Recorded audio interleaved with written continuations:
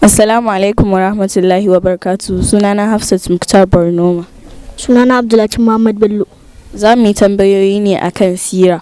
Shekarun Annabi sallallahu alaihi wasallam nawa sanda aka aiko shi a matsayin manzo? Shekaru 40.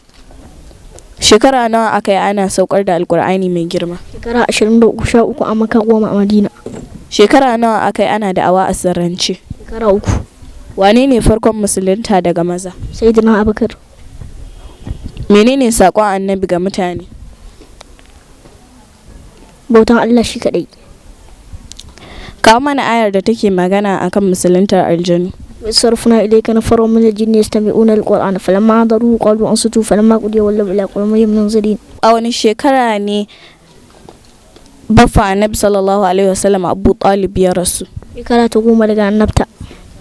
Shekaran Khadija nawa sanda ta rasu? Shekara 53. A wace shekara ce aka yi hijira ta farko? Shekara ta 5 daga annabta. Mutane nawa ne suka yi hijira ta biyu? Maza 88, mata 8. Menene Isra'i? Tafiyar manzo Allah sallallahu alaihi wasallam da daddare daga masallaci mafi alfarma zuwa masallaci mafi nisa. Menene Mi'raji? Hawa manzo Allah sallallahu alaihi wasallam zuwa sama. Yaushe aka yi Mi'raji da Annabi sallallahu alaihi wasallam? Shekara 12. Nan muka kawo ƙarshen tambayoyi akan sira.